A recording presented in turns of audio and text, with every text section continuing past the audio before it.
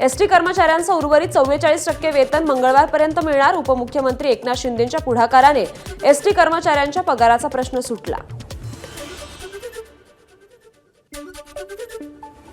रायगडच्या रोहा तालुक्यात ठाकरेंच्या शिवसेनेला मोठा धक्का बसणार. ठाकरेंच्या सेनेचे रोहा तालुका प्रमुख समीर शेंडगेंचा पक्षाला रामराम. 13 एप्रिलला राष्ट्रवादी अजित पवार पक्षात करणार प्रवेश.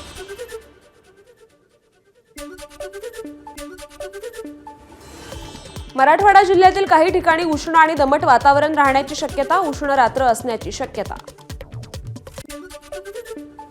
धाराशिवच्या उमरगा तालुक्यात गारपिटीचा तडाखा. अवकाळी पाऊस आणि गारपिटीमुळे फळबागा आणि आंब्याचं मोठं नुकसान. गोंदियाच्या रेलटोली परिसरात वादळी वाऱ्याचा तडाखा. गुलमोहराचं झाड विद्युत खांबावर कोसळलं. परिसरातील विद्युत पुरवठा काही काळासाठी झालेला खंडित. हिंगोलीच्या वसमतमधील गिरगाव कुरुंदा भागात अवकाळी पाऊस. वादळी वारे आणि अवकाळी पावसामुळे केळीच्या बागांचं मोठ्या प्रमाणात नुकसान. सातपुड्याच्या दुर्गम भागात भीषण पाणी टंचाई. हंडाभर पाण्यासाठी धडगाव तालुक्यातील बिलगाव हेंद्रापाडा परिसरातील आदिवासी महिलांचा धोकादायक प्रवास. जिल्हा सामान्य रुग्णालयासमोर 2 गटात दगडफेक. 5 जखमी. दगडफेकीचं कारण अद्याप अस्पष्ट. जालन्यातील कदीम जालना पोलीस घटनास्थळी दाखल. तपास सुरू. नाशिकमधील सप्तशृंगी गडावर जाण्यासाठी भाविकांची प्रचंड गर्दी. वाढलेल्या गर्दीमुळे यंत्रणा कोलमडल्याचं चित्र. प्रशासनाच्या शून्य कारभारामुळे भाविकांचे हाल. नागपूरमध्ये पोलिसांची गुंडगिरी. विना हेल्मेट दुचाकी चालवणाऱ्या पोलीस हवालदाराचा व्हिडिओ काढल्यानं एका व्यक्तीला केली मारहाण. दात दुखत असल्यानं हेल्मेट घातलं नाही. हवालदाराचं अजब कारण.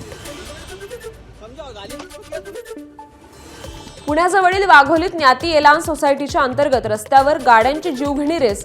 सोसायटीतील नागरिकांनी हटकल्यानंतर चालकांकडून शिवीगाळ. पोलिसांनी दोन्ही गाड्या आणि चालकांना ताब्यात घेतलं. सिंधुदुर्गच्या सावंतवाडीत खासगी रुग्णवाहिकेचा अपघात. रस्त्यात गाय आडवी आल्यानं अपघात झाल्याची माहिती. घटनेत रुग्ण महिलेसह अन्य 3 महिला जखमी.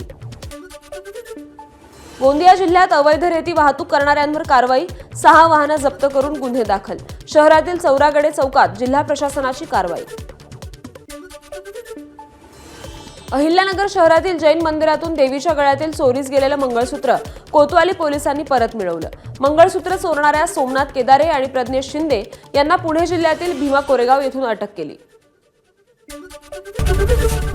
एबीपी माझा, उघडा डोळे बघा नीट.